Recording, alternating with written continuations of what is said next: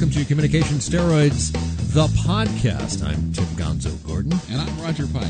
And this is a kind of a look at Session 8 for our 8-section module, training module on communications and adding muscle to your message. And in Section 8, or Session 8, I should say, we look at persuasion. Roger, what is persuasion to your mind? Well, there are a lot of highfalutin definitions, and I'm sure we've got one of those running around. But, of course, I like my definition the best. And as far as I'm concerned, persuasion is the ability for me to convince people that I'm right in the face of competing evidence. And basically, they're coming around to your point of view. Exactly. You want to induce folks to undertake a course of action or embrace a point of view by means of argument or reasoning or entreaty. So that's really what persuasion is. There's a lot of different ways and methods that you can persuade in a lot of different situations where you would want to persuade. Sales, of course, is a very common place where you're going to persuade someone. But we compare sales and persuasion to a pretty good degree in this particular session, the longer version, which actually turned out to be about 35 minutes long, which I think was a great discussion on persuasion. But sales, I think, is different in that it is more focused. It is a transaction, really. It must take place to make a sale happen. Persuasion can happen in all areas of life, one-to-one communication, in your company, in your family, in business, meetings, with the media. And by business, we don't mean just sales. I mean, you persuade people to take a course of action, to increase productivity, or to embrace change in your company. In inner corporate communications, you're right. There can be some very drastic changes going on, and you want people on board, so you have to persuade them to your point of view that what we're doing is the right thing. What we like to call achieving buy-in. Achieving buy-in.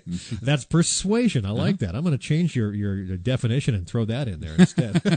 Roger Pike says it's achieving buy-in. A lot of different ways that you can achieve persuasion, a lot of different factors. Roger, some of those that we talked about include your reputation. Trust is so important to get people to come to your side and see your point of view. Right. You have to establish that you are the big dog in the hunt. You have to establish that that there's a reason for people to listen to you and a reason for them to be motivated by you. Another thing that we talk about at length is preparation and how you might prepare for any presentation. And really, in a sense, you're preparing every day with just your everyday work, your writings, your speaking that you do. You are preparing for the next time you are going to persuade someone, whether it's persuading someone to go on a date with you, whether it's persuading your spouse to go on a vacation with you to Palm Springs versus Alaska, Fairbanks. That may not be hard. If you're trying to get them to go to Fairbanks, maybe there's your persuasion job. Yeah, let's go fishing in the Prince William Sound. What are we doing for vacation this year, honey? Ice fishing. Yeah. We're going to Canada. Really, in January? Wow.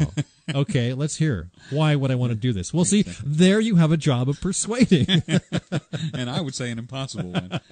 But nonetheless, your persuasion skills will be put to the test. So prepare yourself. Prepare yourself for what is upcoming. Keep abreast of the news, do your research, network. Establishing ties with other individuals who are experts in your field can help you to be perceived as an expert. Watch the news, gain historical perspective, and then the important thing about preparation.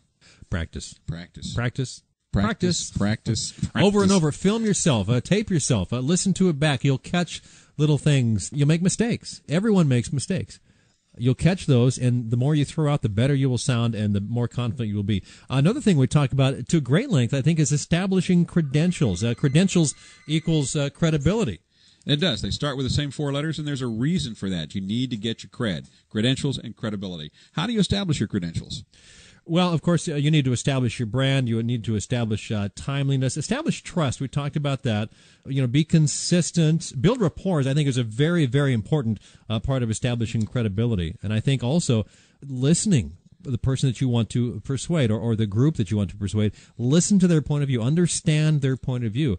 If you do that, you will be much better equipped to persuade them. And then once you've established your credibility, once you've gained trust from from the part of your audience, the people who are evaluating, the people you want to induce a behavior change in, once you've done that, then you can motivate, and even more importantly, you can inspire. Agreed. And another thing that we cover in this half-hour plus session is self-esteem. What is your self-talk? Boy, that is such an important element of being able to persuade. If you aren't confident in yourself, people are not going to have much confidence in you. But if you believe in yourself and you believe in your point of view and your product or service or whatever that may be, you're going to be much more persuasive, and that's the bottom line. Now, of course, in the longer version of this presentation, we go into the truly powerful mechanisms of persuasion, and by that I mean the mechanics.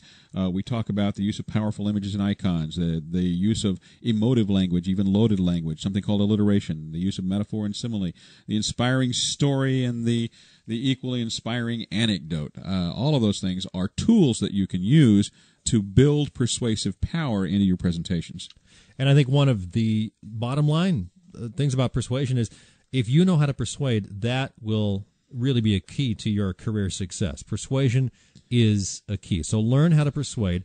Listen to our session. It's session number 8 on our 8-part Communication Steroids session, easily found at communicationsteroids.com, and you'll find out how to purchase the package there. And that's really what we're talking about, is how to make your message that much stronger, and we'd love to add muscle to your message. Yeah. We sure would. Roger, appreciate you spending time with us here on communicationsteroids.com, the podcast. Always a pleasure to be here.